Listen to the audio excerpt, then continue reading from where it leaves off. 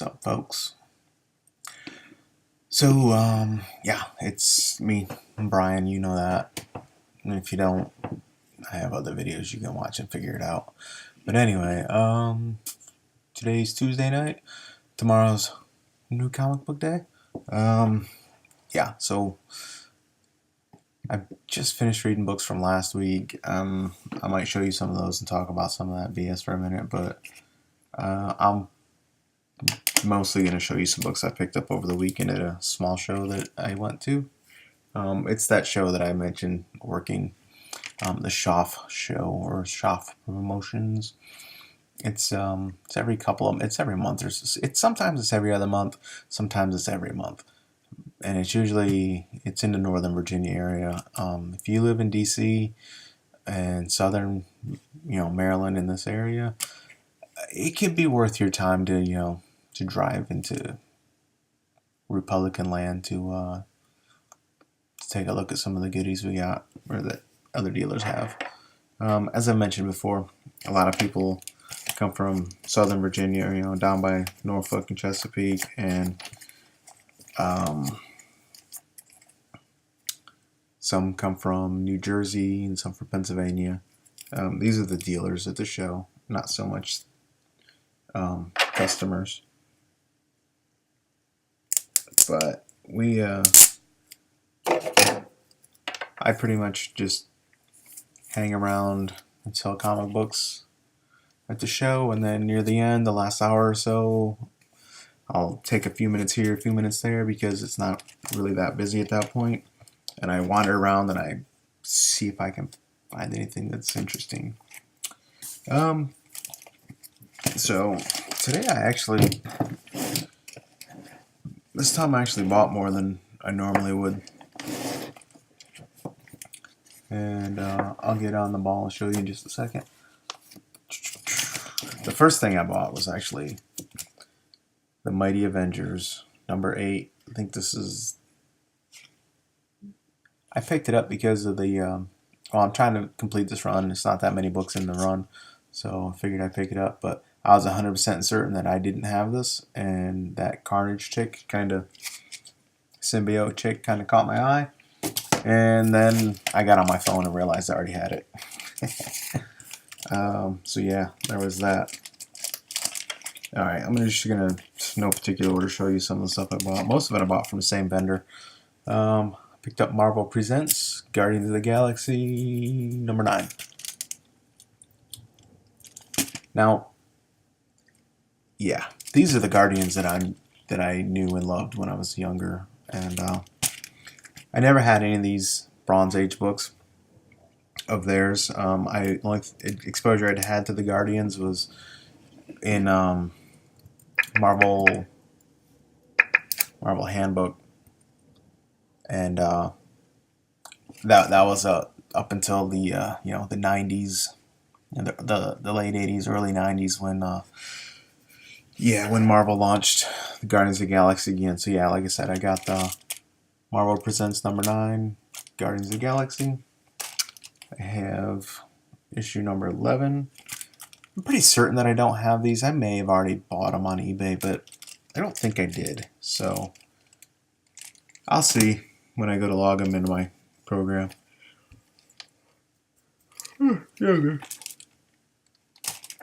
Oh, so I got those two and these next two for. See here, the box had $10 a piece or 3 for $25. So I asked him if I could have 4 of them for $30, and he said yes. So I was happy about that. So I picked up nothing super special, but it's a Silver Age. It's actually not a bad. It's probably a fine. The Avengers 73. As you all know, I'm working on completing my Avengers Volume 1 run. And I think, I'll probably be able to complete most of it, with the exception of number 4 and number 1. And then when I try to, pick those ones up, I'm probably going to have to save my pennies for a couple of years.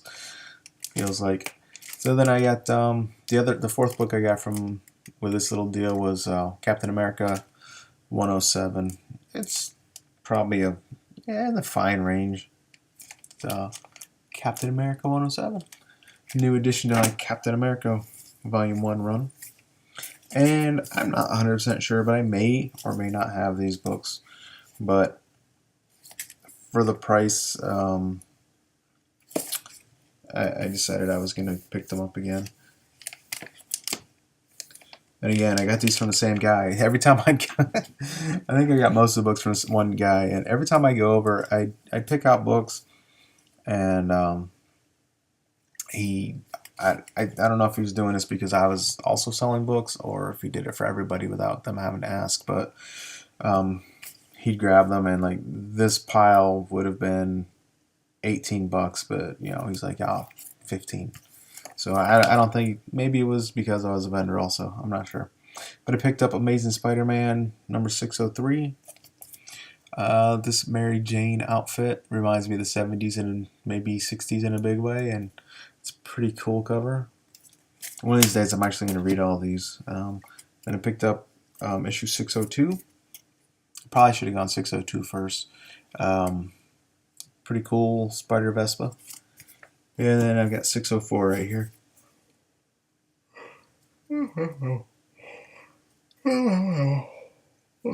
Tired. Not really too sure about. I'm not sure what goes on in it. I just picked it up because I'm making a feeble attempt at completing that run also. It'll probably never happen, but I can try, right? And I got the Batman Adventures, The Lost Years, issue number 2. So I've got 3, 4, and 5 somewhere around here, and I need to pick up number 1.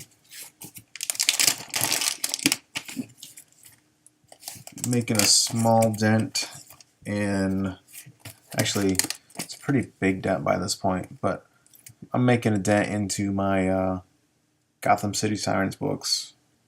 I have issue number 3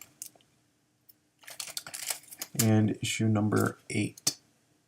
What I went to another vendor after I purchased. I bought these two from 2 different guys, and I went up to a third one and I asked him.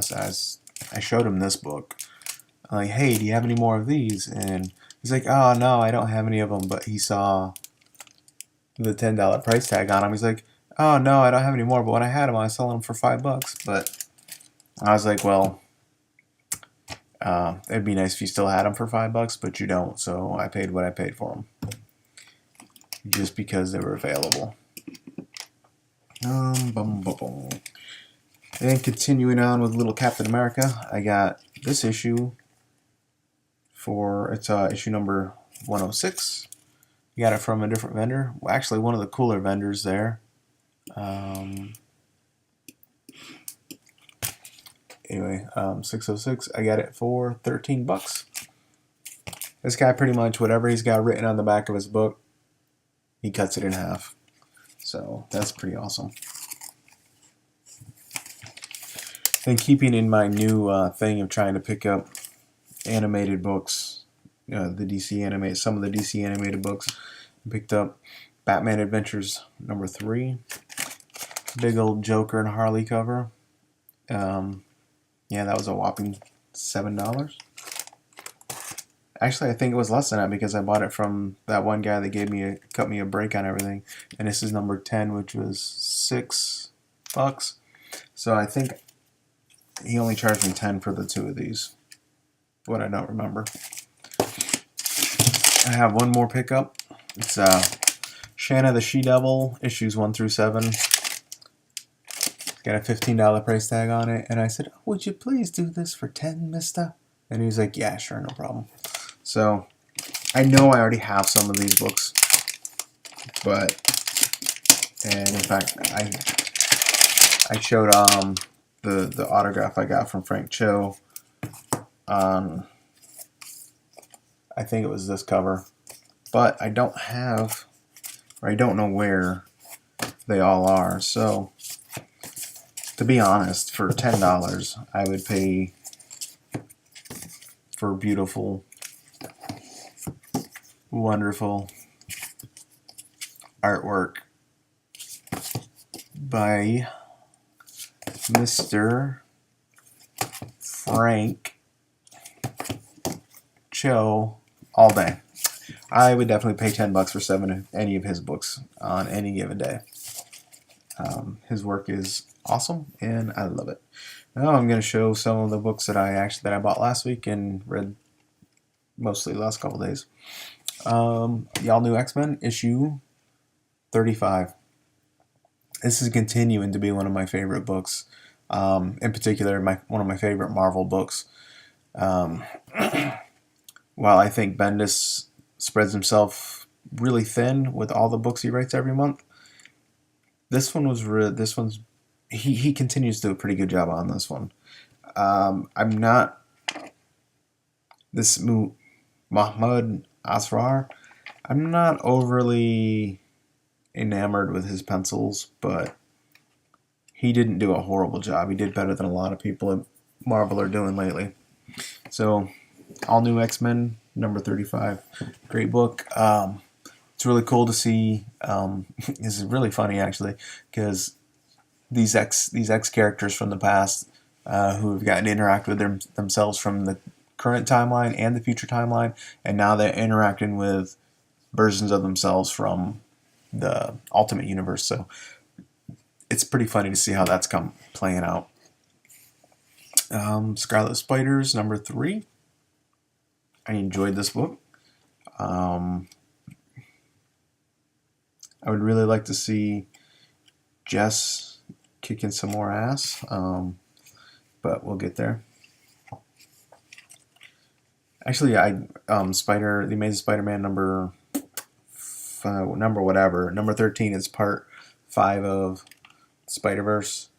They are cramming a whole lot of stuff into these books, so you really have to pay attention to what you're reading, otherwise you might get lost. But overall, Spider-Woman number 3, I really haven't. I've been keeping up with all these Spider-Verse books, and I do like almost all of them. Here's Spider-Verse Team Up. In this one, I particularly liked this backup story here, where Mayday got all up in the pseudo Ben's face and let him know just what she thinks of him. That was definitely worth the read. Excuse me.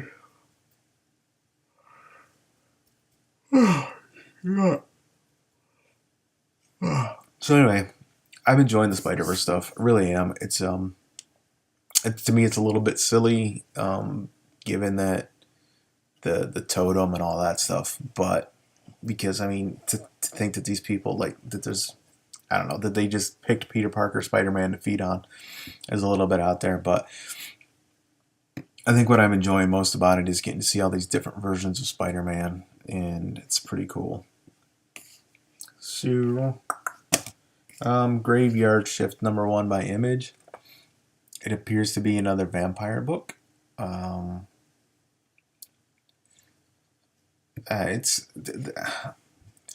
in a way the horror vampire zombie werewolf thing is getting old to me, but this one seems a little bit. I'm interested to see what happens next based off of this last page. That's a police officer and his loving fiance. And I read The Kitchen number 3.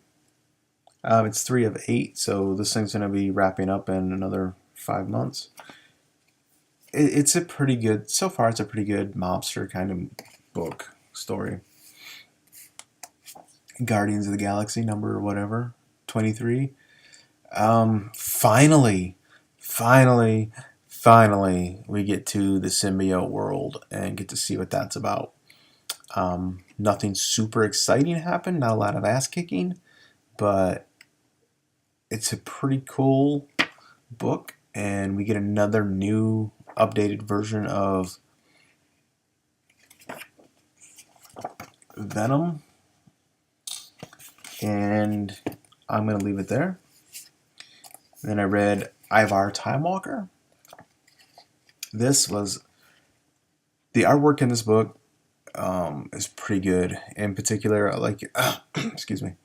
The artist is Clayton Henry, and I think he did a wonderful job with his pencils. I really liked. What I'm liking about this book is what I used to like so much about Eternal Warrior is the jumping through time, and well, the Eternal Warrior was the flashbacks, not so much jumping through time. But with this one, he's jumping through time, and you get to see different eras, and it's pretty cool. So that's Ivar Time Walker, number 1. That was Alpha, and here's number 1 Bravo, and good stuff there. Read issue number 2 of The Valiant. I think my favorite scene in this book was. One moment, please.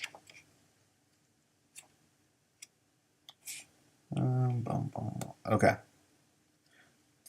Right here, she says, the Geomancer says to the wonderful Bloodshot, her White Knight, "Oh my God!" This is after they just he'd gotten his arm ripped off by a log truck. So, anyways, she says, "Oh my God, your arm," and he's like, "It'll heal." She's like, "Heal? It's what I do. I'll run." It's good stuff.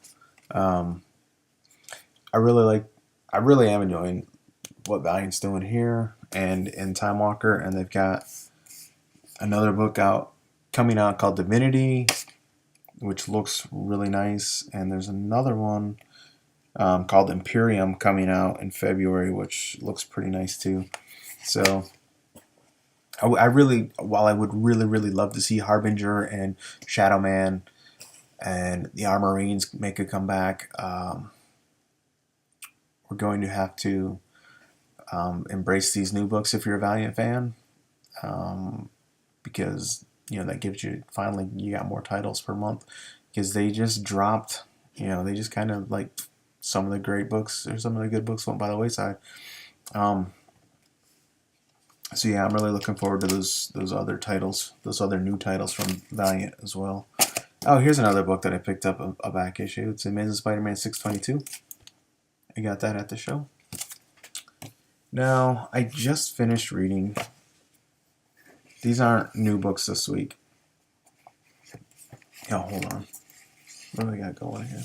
Oh yeah, these are new books this week. I haven't read yet. Okay, so I just finished reading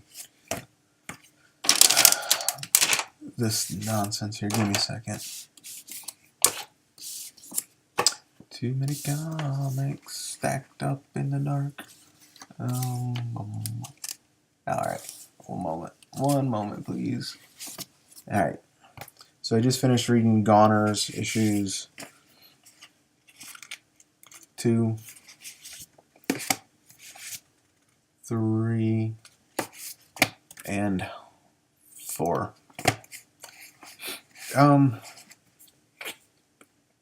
Goners is another one of these horror books. It's the Latimer family. I guess they're famous for fighting the occult and things like that. And it starts off with the parents being murdered in issue 1, and it runs through issue 2, 3, and 4. Obviously, there are people protecting the children who I believe are like made up people, like they were created by the family to protect the kids. They I don't know. It's all kind of a little, but it's a little bit hard to follow because they jump around a lot. But one of the cool things in this book is the horror spotlight in the back. So you've got issue 4, the Skinwalker, and down here it tells you a little bit about the mythology behind the Skinwalkers. So far, I'm sort of enjoying the book. I'm gonna keep reading it because it does have my interest that much, but I'm not going to go out on a limb and say that it's a great book that everybody should be reading. Haven't read this yet. It's Rocket Salvage number 2. I only picked up the first one because it looked like fun. I never really finished reading it. Actually, I did read it. I just don't remember it that well. This is very cartoony, and I could definitely see this book done as a cartoon. And besides, like I said last time, this guy's got an amazing mustache. Tooth and Claw, I'm sorry, not Tooth and Claw, but The Autumn Lands, Tooth and Claw, number 3. It looks to me like they've got their very own Scotty Young cover. So, need to read this and find out about the champion and how much ass he can kick. I don't feel like reading that. Yeah, Wonder Woman. I'll probably read that when I get to it. Sons of Anarchy. Not reading it right now. I just finished reading Rasputin number 3. This book is a little, again, I think sometimes in comics they try to cram too much stuff into too small a space instead of really developing what is happening. We've got Legendary Star-Lord. I'm not overly enamored or overly excited about this book anymore. I'm almost offended by the whole Kitty dating Star-Lord thing. I just don't. It's not. I don't know. Just don't get it that much. This is a good book in my opinion. The Lady Killer number 1.